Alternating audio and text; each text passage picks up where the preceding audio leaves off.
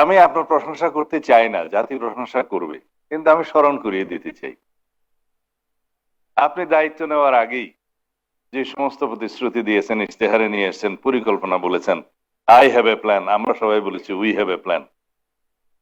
আপনি কৃষকদের কাছে কথা রেখেছেন, তাকে আপনি কৃষক কার্ড দেওয়া শুরু করেছেন, যার মাধ্যমে তার উন্নত মানের কৃষি পদ্ধতি সে অবলম্বন করতে পারবে, আবহাওয়া রিপোর্ট পাবে এবং ন্যায্য মূল্যে কৃষি উপকরণ সহ সার বীজ পাবে।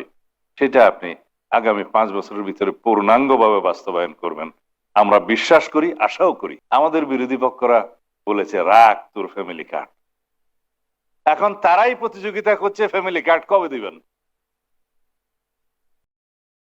আপনরা ফ্যামিলি কার্ড পেয়েছে, আপনি শুরু করেছেন, আমাদের আর্থিক সঙ্গতির সাথে মিল রেখে ইনশাআল্লাহ আমরা পূর্ণাঙ্গভাবে আগামী 4-5 বছরের মধ্যে এদেশের সকল মা বোনদের হাতে ফ্যামিলি কার্ড পৌঁছে দেব। এখানে আমি বক্তব্য দেওয়ার কথা না, কিন্তু আমি গর্ববোধ করছি একজন শিক্ষকের সন্তান হিসেবে। আমার পিতা যদি বেঁচে থাকতেন আজকে এই অনুষ্ঠান দেখতেন। তিনি অবশ্য বেসরকারি শিক্ষক ছিলেন না, সরকারি প্রাথমিক বিদ্যালয়ের শিক্ষক ছিলেন। অবসর গ্রহণ করেছেন আমার যখন আমি হাই স্কুলে, তো 150-200 টাকা পেনশন পেতেন, কিন্তু সেই 150-200 টাকার জন্য 20 মাইল দূরে উপজেলা সদরে, তখন তো থানা, যেতে হতো, আসতে হতো, বই একটা দস্তখত করতে হতো, কত টাকা দিতে হতো উপরে জানি না। সেই একটা সময় ছিল। বিএনপি প্রতিশ্রুতি দেয়, প্রতিশ্রুতি রাখে, নির্বাচনী ইশতেহার ঘোষণা করে, বাস্তবায়ন করে। 31 দফা দেয়, 32 দফা পর্যন্ত পূরণ করে। এর নাম বিএনপি।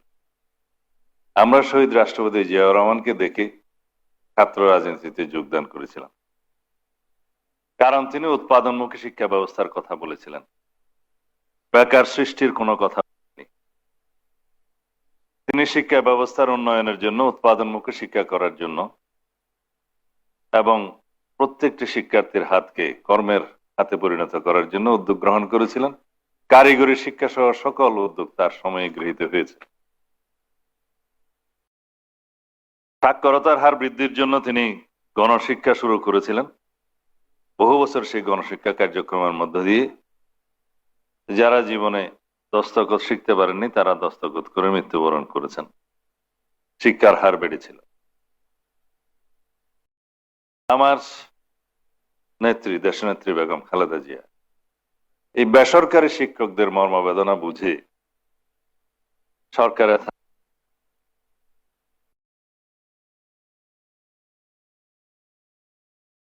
বুঝে তাদের জন্য অবসরকালীন এই ভাতার প্রচলন করেন। শিক্ষক কল্যাণ ট্রাস্ট তো আছেই।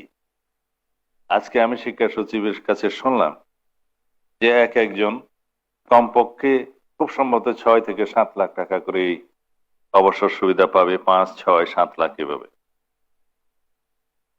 এটা একজন দরিদ্র স্কুল শিক্ষকের জন্য, যিনি গ্রামে বসে আছেন, সেটা অনেক বেশি মাইনে রাখে। এবং বাড়িতে বসে ব্যাংক অ্যাকাউন্টে ইবাইস প্লাস প্লাসে ডিজিটালাইজ পদ্ধতিতে তার টাকা তার ব্যাংক অ্যাকাউন্টে ঢুকছে, 1 টাকাও কোথাও উৎকুচ দিতে হবে না। আপনি বাস্তবায়ন করেছেন। অনেকে গতকালকে বলছে আগামী 2 দিন পর তো সরকারের 180 দিন পূর্ণ হবে, আপনারা কি কি বাস্তবায়ন করেছেন এগুলো দেখে যান বাস্তবায়ন। এটা আমাদের ইশতেহারে ছিল না, এটা 32 নম্বর।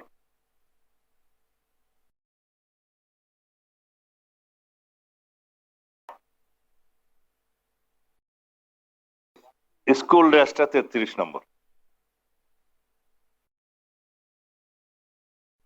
মানে প্রধানমন্ত্রী, আমি আপনার প্রশংসা করতে চাই না, জাতি প্রশংসা করবে, কিন্তু আমি স্মরণ করিয়ে দিতে চাই, আপনি দায়িত্ব নেওয়ার আগেই যে সমস্ত প্রতিশ্রুতি দিয়েছেন, ইশতেহারে নিয়ে এসেছেন, পরিকল্পনা বলেছেন, আই হ্যাভ এ প্ল্যান, আমরা সবাই বলেছি উই হ্যাভ এ প্ল্যান।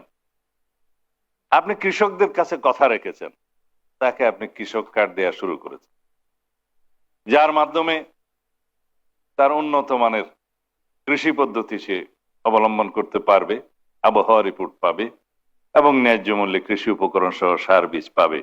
সেটা আপনি আগামী 5 বছরের ভিতরে পূর্ণাঙ্গভাবে বাস্তবায়ন করবেন, আমরা বিশ্বাস করি, আশাও করি।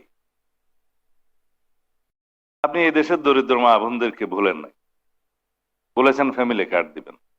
আমাদের বিরোধী পক্ষরা বলেছে রাখ তোর ফ্যামিলি কার্ড। এখন তারাই প্রতিযোগিতা করছে ফ্যামিলি কার্ড কবে দিবেন। মা বোনরা ফ্যামিলি কার্ড পেয়েছে, আপনি শুরু করেছেন। আমাদের আর্থিক সংগতির সাথে মিল রেখে ইনশাআল্লাহ আমরা পূর্ণাঙ্গভাবে আগামী 4-5 বছরের মধ্যে এদেশের সকল মা বোনদের হাতে ফ্যামিলি কার্ড পৌঁছে দেব। তার প্রাপ্ত অর্থ দিয়ে অর্থনীতিতে গতি সঞ্চার হবে, মানি সার্কুলেশন হবে, বাজারের দ্রব্য সে কিনবে, সেই দ্রব্যের কারণে চেইন ইন্ডাস্ট্রিজ গুলো চলবে এবং ওখানেও কর্মসংস্থান হবে, একটার সাথে আরেকটা জড়িত। এবং বৃহৎ লোন যারা নেয় তারা হয়তো তসরুপ করে, কিন্তু এই অর্থ দরিদ্র ফ্যামিলির কাছে, মা বোনদের কাছে যখন যাবে, সে সেটা খরচ করবে ফ্যামিলির কল্যাণে এবং চেইন ইন্ডাস্ট্রি গুলো গড়ে উঠবে, তার আর্থিক সক্ষমতা হবে, ছেলে মেয়েরা শিক্ষিত হবে, দেশের সম্পদ হবে।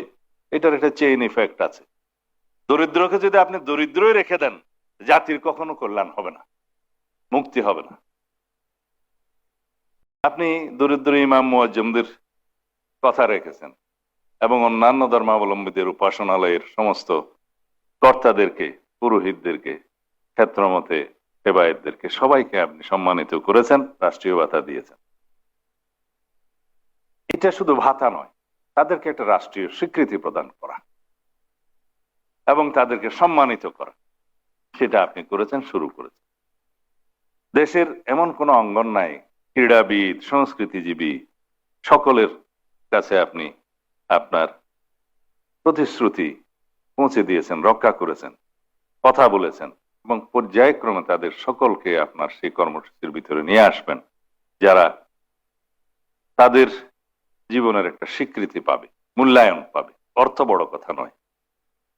এভাবে পরিবেশ প্রতিবেশ সংরক্ষণের জন্য, দেশের কৃষি উন্নয়নের জন্য, কৃষি উৎপাদন বাড়ানোর জন্য, মৎস্য উৎপাদন বাড়ানোর জন্য, লাইভ স্টক বাড়ানোর জন্য, পরিবেশ সংরক্ষণ করার জন্য খাল খননের মধ্য দিয়ে এবং বৃক্ষরোপণের মধ্য দিয়ে আপনি যে কর্মসূচি শুরু করেছেন, সেটা বাংলাদেশকে একটা সাস্টেইনেবল ডেভেলপমেন্টের দিকে নিয়ে যাবে।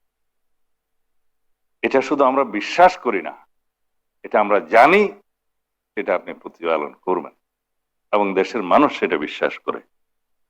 যাই হোক, আমি তো বাউন্ডারির বাইরে বক্তব্য দিয়ে চলছি। আপনি এখন যে বক্তব্য এরা সারা দেশের শিক্ষক বৃন্দ অনলাইনে বসে আছে, তারা শুনবে। এখানে deputy commissioner, police super, DIG সহ সবাই, কমিশনার সহ সবাই বসে আছে আপনার বক্তব্য শোনার জন্য এবং সারা দেশের সমস্ত শিক্ষক সমাজ বসে আছে আপনার বক্তব্য শোনার জন্য। আশা করি তাদের মধ্যে আপনি নতুন আশার সঞ্চার করবেন, জাতিকে জাগরুক করবেন। সেই হিসাবে আমরা সবাইকে নিয়ে সবার আগে বাংলাদেশ, এই নীতির ভিত্তিতে এগিয়ে যাব ইনশাআল্লাহ। ধন্যবাদ আপনাদের সবাইকে।